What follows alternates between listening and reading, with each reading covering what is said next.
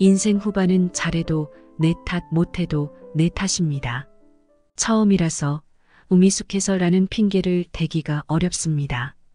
그러니 지금까지의 삶이 마음에 들지 않았다면 이제는 다른 방법을 써야 합니다. 꺾이지 않을 꿈과 흔들리지 않는 뜻을 세워야 할 때입니다. 뜻이 부족해서이지 단연코 남은 시간이 부족하지는 않습니다. 눈치나 조건을 살필 필요가 없습니다. 인생의 마지막 변화나 선택이 될지도 모르기 때문입니다. 안녕하세요. 할매의 책장에 방문해 주신 여러분, 반갑습니다.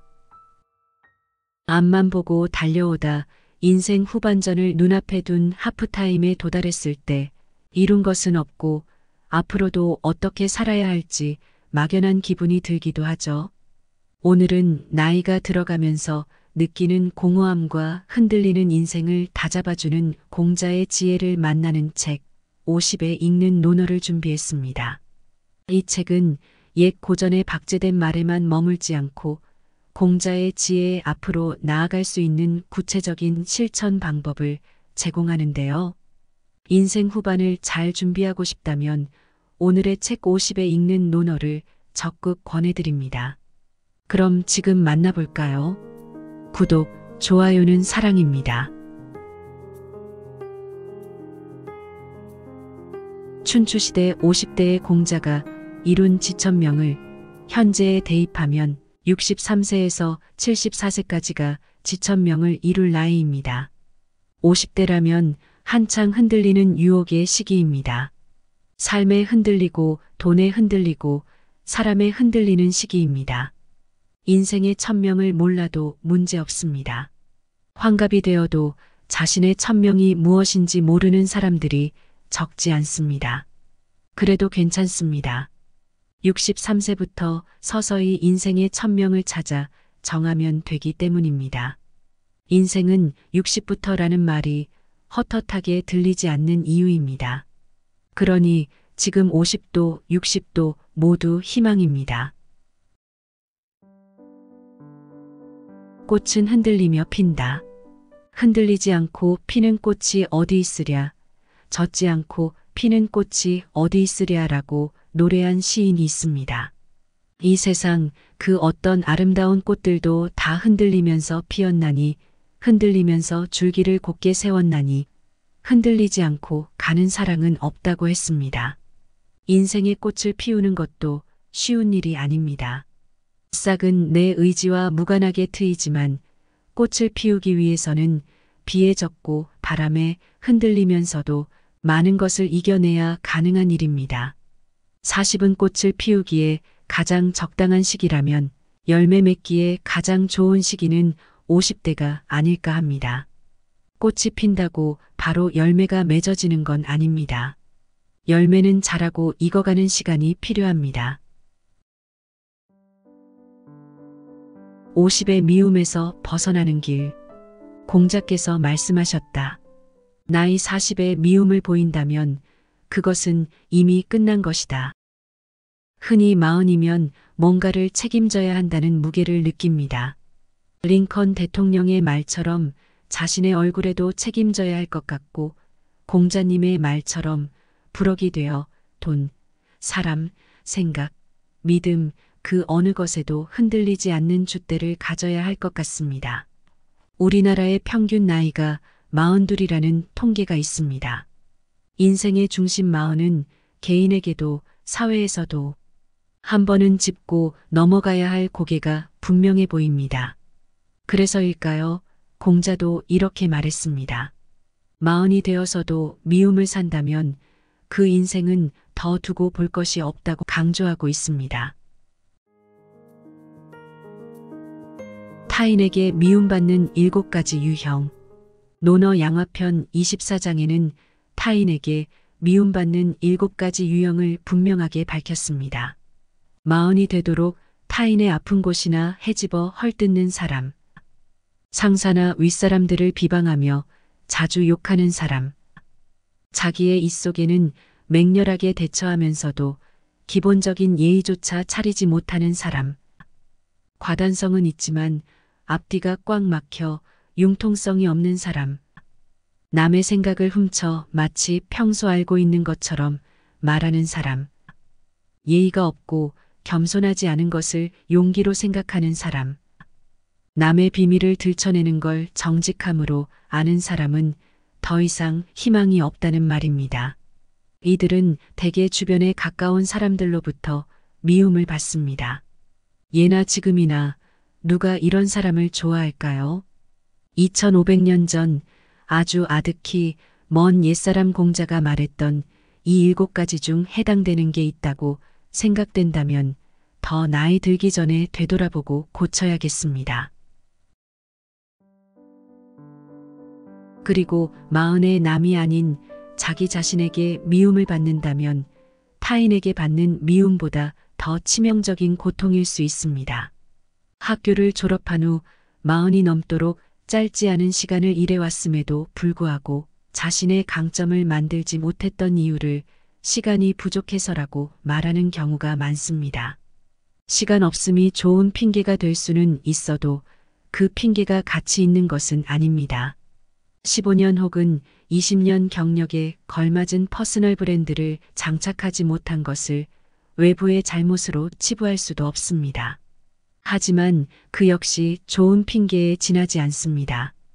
20년에 합당한 그럴듯한 퍼스널 브랜드를 만들어내지 못한 것은 환경의 문제라기보다 전략의 문제이기 때문입니다. 공자가 말한 나이 40에 미움을 보이면 그것은 이미 끝난 것이다의 0.8의 법칙을 적용하면 나이 50에 미움을 보이면 그것은 이미 끝난 것이다로 바꿀 수 있습니다. 그렇습니다. 나이 50이 다 가기 전에 60, 70, 80을 빛나게 할 일거리를 찾아야 합니다. 50이 다 가기 전에 퍼스널 브랜드를 장착해야 합니다. 50에 자신으로부터의 미움에서 벗어나는 지름길입니다. 생각만 하고 배우지 않으면 위태롭다. 생각 없이 배우면 얻는 게 없고 생각만 하고 배우지 않으면 위태롭게 된다. 50대의 공부엔 용기가 필요합니다. 지금까지와는 전혀 다른 인생을 살아가게 될 확률이 높기 때문입니다. 망설임과 어색함과 부자연스러운 감정이 공부와 함께 찾아오겠지만 이번 생에 꼭 한 번은 해보고 싶은 그것을 잡을 용기가 필요합니다. 불편함 속에서도 풀어내야 할 숙제처럼 50대의 공부는 전문성을 높이는 성인 학습이 주가 되어야 합니다. 생각 없이 공부해서는 안 됩니다. 단 한 권의 책을 읽더라도 일관성이 있어야 합니다. 어떤 목적을 위한 공부이며 독서인지를 분명하게 정해야 합니다. 어떤 분야의 전문성이 왜 필요한지를 꼭 알아야 합니다. 인생 후반전은 그것에 의해 결정될 수 있기 때문입니다. 미래 방향과 목표를 정함에 있어 현재 모습을 고려할 필요는 없습니다. 비록 지금 아무것도 내세울 게 없는 평균 이하의 상황이라 해도 상관없습니다. 성공하면 지금의 초라함이 더없이 좋은 감동 스토리가 될 것이기 때문입니다. 분명한 목적을 달성하기 위해 어떤 전문 지식이 필요한가, 그것만 정확하게 뽑아낸다면 50대의 공부는 이미 반 이상 성결됩니다. 저는 50의 인생 후반전 목표를 강의로 잡았습니다. 강사가 되려면 무엇을 준비하고 어떤 역량을 키워야 하는지에 관한 그 어떤 정보도 없었지만 강의하는 인생 후반을 꿈꿨습니다. 조금 무모하지만 결심하고 나니 현실적인 문제들이 고개를 들었습니다. 불안함과 가능성이 공존하면서 한동안 혼란스러웠지만 인생 후반에 내가 오랫동안 할 수 있는 일로 강의를 해보자고 결정했습니다. 목표를 정하면 바로 준비 단계로 들어가야 합니다. 제가 인생 후반의 목표로 강의해 두겠다고 결정하니 해야 할 일이 하나둘이 아니었습니다. 강의 주제가 시원치 않았고 남들 앞에 서는 강사로서 번듯한 학력이 부족했습니다. 그래서 장기적인 포석으로 석박사라는 목표를 잡았고 바로 전공과 학교를 알아봤습니다. 학위를 받기까지 얼마나 걸릴지는 모르지만 일단 시작하면 끝은 분명 정해질 것이라 믿고 결심했습니다. 지금까지의 경력과 다소 다를지라도 해보고 싶은 걸 해보겠다는 용기를 가질 수 있다면 50은 분명 또 하나의 기회입니다. 돈으로는 반밖에 해결하지 못한다. 섭공이 정치에 관해 물었을 때 공자께서 말씀하셨다. 가까이 있는 사람은 기뻐하고 먼 곳의 사람은 찾아오게 하는 것이다. 자로편 16장. 초나라 변방의 경대부였던 섭공이 오랜만에 초나라를 방문한 공자에게 정치에 관해 물었습니다. 공자는 가까이 있는 사람을 기쁘게 하고 멀리 있는 사람은 찾아오게 하는 것이 정치다운 정치라고 답했습니다. 가까이 있는 백성들을 잘 돌봐 그들의 삶이 풍족해지고 즐거워지면 소문을 들은 다른 나라 사람들이 찾아드니 나라는 점점 부강해진다는 의미입니다. 50이 넘으면 재화만사성이 아니라 가화만사성이 더 중요하다는 걸 깨닫습니다. 돈이 있으면 삶이 편안하기는 하겠지만 모든 게 해결되진 않습니다. 가정이 화목해야 모든 일이 잘 이뤄진다는 오래된 격언이 더 가까이 다가옵니다. 가장 먼저 배우자와 화목해야 합니다. 아이들과 문제가 없어야 합니다. 부모님의 사랑과 형제자매들의 우애가 있어야 합니다.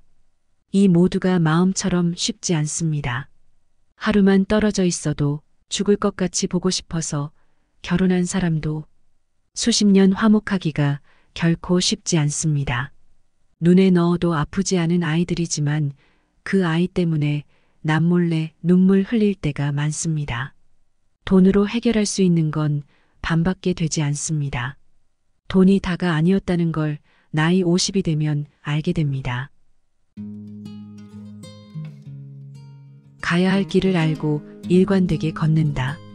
이인편 15장. 70이 넘은 공자가 자신의 삶을 이렇게 요약했습니다. 나의 길은 하나로 깨어져 있다. 나는 일관된 길을 걸어왔다. 세상의 흐름에 흔들리지 않고 내가 가야 할 그 길을 지금까지 일관되게 걸어왔다. 그것을 단 두 글자로 요약한다면 바로 충과서이다. 공자는 자신의 인생을 관통하는 일관된 도를 충과서로 요약했습니다. 자신이 맡은 일에는 충심을 다하고 타인에게는 이해하고 용서하는 마음을 갖는 것입니다. 조급함이 묻어있는 50의 길. 50에 조급하다는 건 그래도 희망입니다.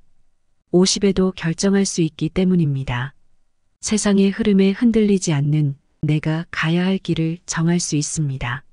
무엇을 정한다는 건 그것 이외의 대부분은 포기한다는 말입니다.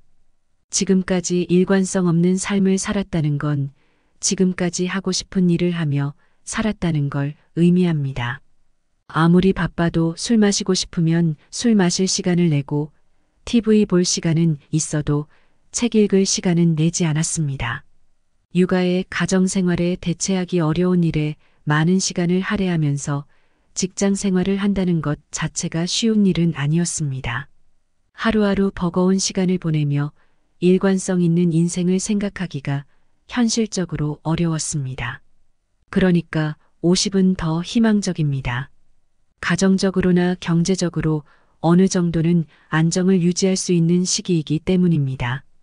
50은 시작하기에 좋은 나이입니다. 20의 미숙함, 30의 치열함, 40의 흔들림도 줄어든 50은 일관성 있는 일을 시작하기에 좋은 나이입니다. 어떤 일을 50부터 70까지 20년 동안 계속한다면 50부터 90까지 40년을 한다면 어떤 기적 같은 일이 벌어질까요? 그 일을 하기에 50은 정말 최고의 시기입니다.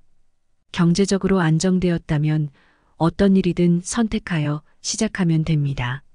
경제적으로 불안하다면 지금의 경제 활동을 지속하면서 주말이나 여유 시간에 하고 싶은 일을 시작하면 됩니다.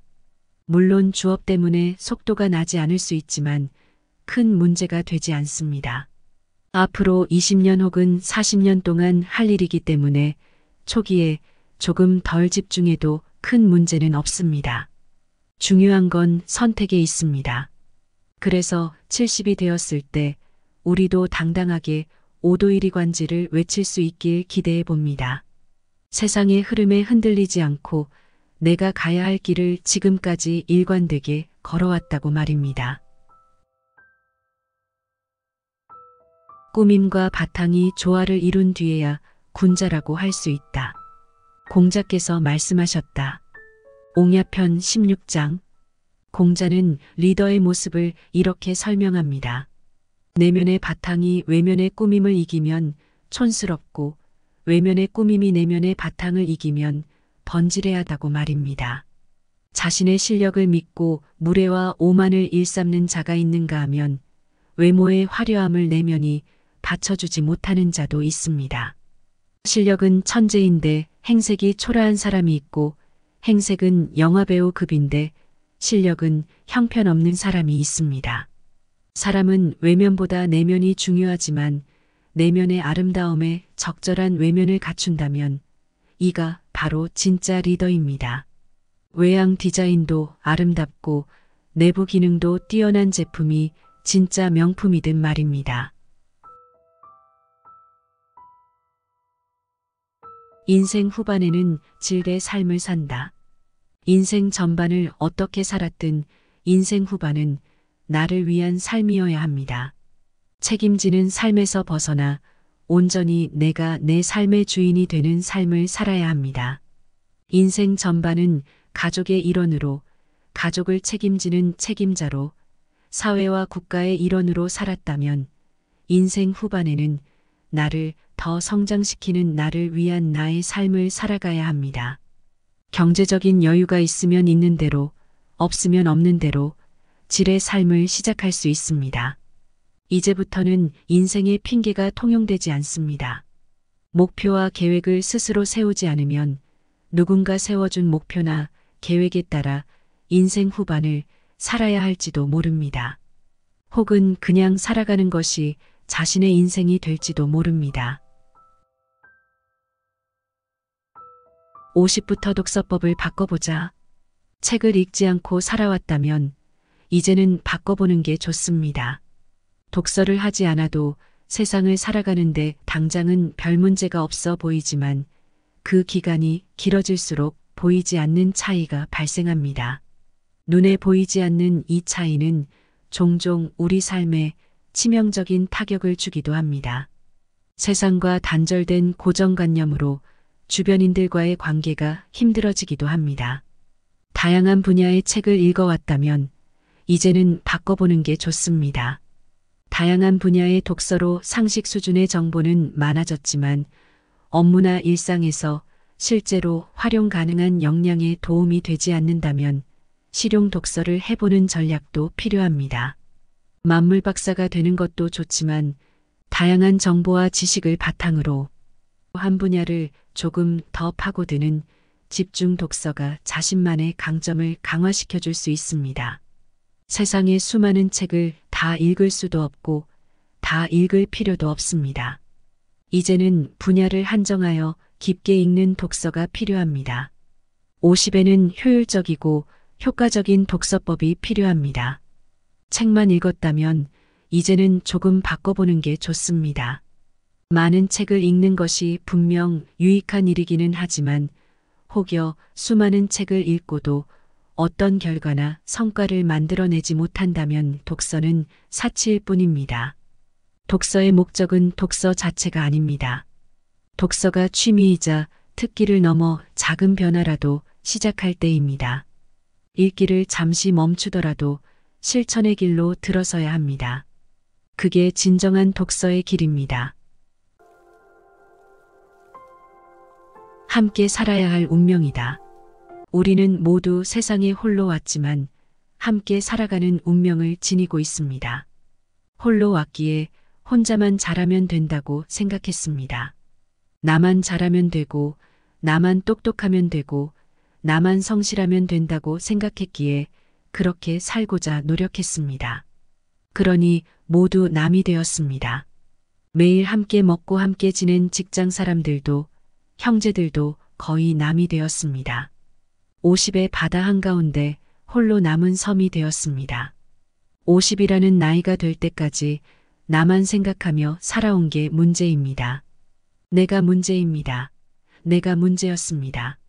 논어 헌문편을 보면 천리만은 날렵한 생김새나 강한 힘을 가지고 있는 말이 아니라 훈련과 조련으로 얻어진 덕성을 가진 말이라고 합니다. 보통의 말이 천리마가 된다면 보통 사람이 탁월한 사람이 되는 게 너무나 당연한 일일 것입니다.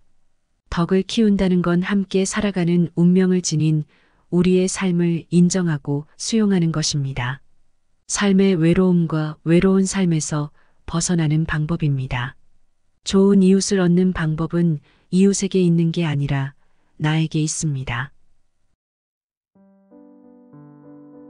욕먹는 게 싫으면 욕하지 말라. 자공이 물었다. 평생토록 실천할 만한 한마디 말이 있습니까? 공자께서 말씀하셨다. 그것은 서라는 말이다. 자기가 바라지 않는 것은 남에게 베풀지 않는 것이다. 서는 여심입니다. 같은 마음입니다. 자기도 바라지 않는 것은 남에게도 해서는 안 된다.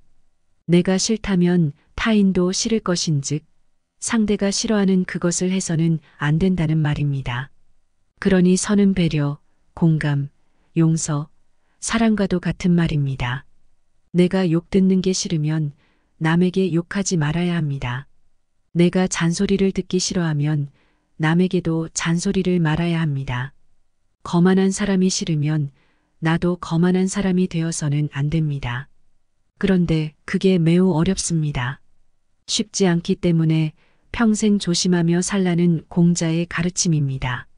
그래도 다행스러운 건 상대를 움직이는 게 아니라 내가 움직이면 해결된다는 점입니다. 남을 조절하는 건 어려워도 내가 나를 조절하는 건 덜 어렵기 때문입니다. 잘난 이도 못난 이도 모두 스승이다. 공자께서 말씀하셨다. 세 사람이 길을 가면 그 중에 반드시 나의 스승이 있다. 그중 선한 자에게선 선함을 따르고 선하지 못한 사람을 보면 나를 고치면 된다. 언제부터인가 부자를 보면 신경질이 났습니다. 전후좌우 따져볼 겨를도 없이 화가 났습니다. 젊은데 부자인 사람을 보면 더욱 짜증이 났습니다. 노력 없이 부자가 된 것처럼 보이는 사람을 보면 나이와 상관없이 욕이 튀어나오기도 했습니다. 가까이에 있는 사람이 잘 풀리는 걸 보면 질투와 시기심에 마음이 쓰리고 괴로울 때가 많았습니다. 사촌이 땅을 사도 배가 아파 죽을 지경인데 잘 나가는 동창이나 동료들을 볼 때는 오죽했겠습니까? 단 한 번의 누락도 없이 승진하면서 특진의 기회까지 독차지한 동료에게 겉으로야 축하했지만 속은 얼마나 쓰렸겠습니까? 좋은 학교를 나온 것도 아니고 뭐 하나 잘난 것이 없어 보이는 동료가 그랬을 때는 더욱 괴로웠습니다. 아랫사람이나 후배들을 적지 않게 무시했습니다. 그들이 아무리 옳은 말을 해도 듣고 싶지 않았습니다. 듣는 신용을 했지만 제대로 듣지 않았습니다. 시간이 갈수록 높아만 가는 나만의 성에 결국 포박되고 말았습니다. 핑계만 늘어갔습니다. 나의 부진함은 부모, 학력, 배우자, 아이들, 건강 때문이지 나의 책임이나 노력이 부족해서가 아니라고 핑계대기에 여념이 없었습니다. 상사를 무시하지는 않았지만 존경하지도 않았습니다. 일 잘하는 동료를 질투하지는 않았지만 인정하지도 않았습니다. 일 잘하는 부하에게 미소는 보냈지만 진심 어린 칭찬이나 격려를 전하지 못했습니다. 그런데 공자는 세 사람이 길을 가면 그 중에 반드시 나의 스승이 있다. 그중 선한 자에게선 선함을 따르고 선하지 못한 사람을 보면 나를 고치면 된다라고 말합니다. 세상 사람들 모두가 나에게 선생이 될 수 있다는 말입니다. 잘난 사람에게선 잘남을 배우고 못난 행동을 하는 사람을 보면 그를 반면교사 삼아 나를 고치면 된다는 것입니다. 내가 어떻게 생각했는가, 내가 어떻게 행동했는가, 가까운 가족이나 동료 상사, 선후배들을 어떻게 대했는가가 지금의 나를 만들었다고 볼 수 있습니다. 50에 지금 원했던 것과 너무 많이 떨어진 곳에서 힘들게 살고 있다면 그 원인은 타인에게 있지 않습니다. 부자를 보며 신경질을 낸 것이나 승진한 동료를 보며 마음이 괴로웠던 건 그 부자나 동료가 아니라 나에게 원인이 있는 것입니다. 상사를 무시하고 따르지 못한 건 그 상사의 문제가 아니라 나에게 이유가 있는 것입니다. 직장 상사가 벽이 되기도 하고 악마처럼 보일 때가 있습니다. 밉상인 상사를 보며 나는 나중에 절대로 저런 상사는 되지 말아야지 다짐하지만 그게 마음처럼 잘 되지 않습니다. 그때 필요한 게 바로 인내입니다. 아무리 지독한 상사도 시간이 지나 보면 나를 가르치는 스승이 되어 있습니다. 사람이 자산이다. 지금까지는 기술이 자산이고 영어와 학력이 자본이었지만 50이 넘으면 사람이 귀한 자산이 됩니다. 건강한 아내, 건강한 남편이라는 이름 하나만으로도 귀한 존재입니다. 존 리 대표가 부러움과 질시의 대상이 아니라 그를 통해 작은 도움이라도 받을 수 있다면 그가 바로 경제 선생님입니다. 그를 통해 자신을 되돌아보는 기회가 있었다면 그는 이미 스승입니다. 사람을 통한 배움이 진짜입니다.